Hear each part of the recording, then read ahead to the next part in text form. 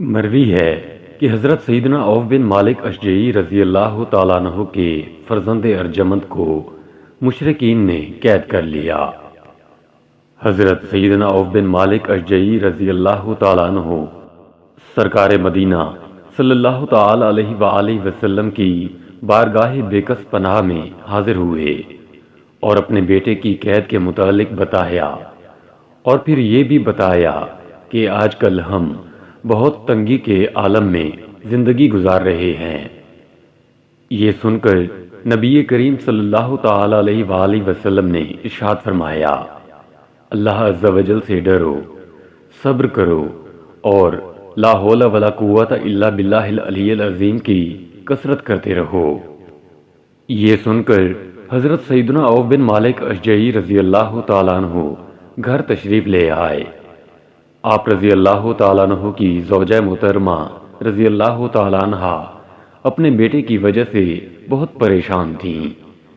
جب آپ رضی اللہ تعالیٰ عنہ نے بتایا کہ حضور نبی کریم صلی اللہ تعالیٰ علیہ وآلہ وسلم نے ارشاد فرمایا ہے کہ لا حول ولا قوت الا باللہ العلی العظیم کی کثرت کرو، تو دونوں نے لا حول شریف پڑھنا شروع کر دیا۔ ابھی تھوڑی ہی دیر گزری تھی کہ دروازے پر کسی نے دستک دی۔ جب باہر جا کر دیکھا تو آپ رضی اللہ تعالیٰ عنہ کا بیٹا سامنے موجود تھا، اور اس کے ساتھ کافروں کی 4000 بکریاں بھی تھیں۔ ان کے بیٹے نے بتایا کہ دشمنوں نے مجھے قید کر لیا اور مجھ سے بکریاں چروانے لگے۔ آج میں نے دشمن کو غافل پایا تو ان کی بکریاں لے کر وہاں سے بھاگ آیا۔ انہیں میرے بھاگنے کی خبر تک نہ ہوئی۔ اپنے بیٹے کو پاس دیکھ کر آپ رضی اللہ تعالیٰ عنہ بہت خوش ہوئے اور حضور نبی کریم صلی اللہ تعالیٰ علیہ وآلہ وسلم کی بارگاہ میں حاضر ہو کر عرض کی، میرا بیٹا دشمن کی قید سے بھاگ آیا ہے اور ان کی 4000 بکریاں بھی ساتھ لایا ہے، کیا یہ بکریاں ہمارے لیے حلال ہیں؟ تو حضور صلی اللہ تعالیٰ علیہ وآلہ وسلم نے فرمایا، ہاں یہ تمہارے لیے حلال ہیں۔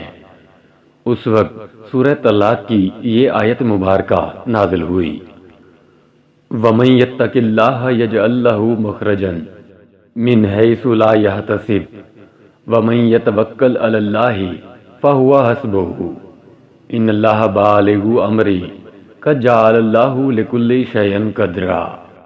ترجمہ کنز ایمان، اور جو اللہ سے ڈرے اللہ اس کے لیے نجات کی راہ نکال دے گا اور اسے وہاں سے روزی دے گا جہاں اس کا گمان نہ ہو، اور جو اللہ پر بھروسہ کرے تو وہ اسے کافی ہے۔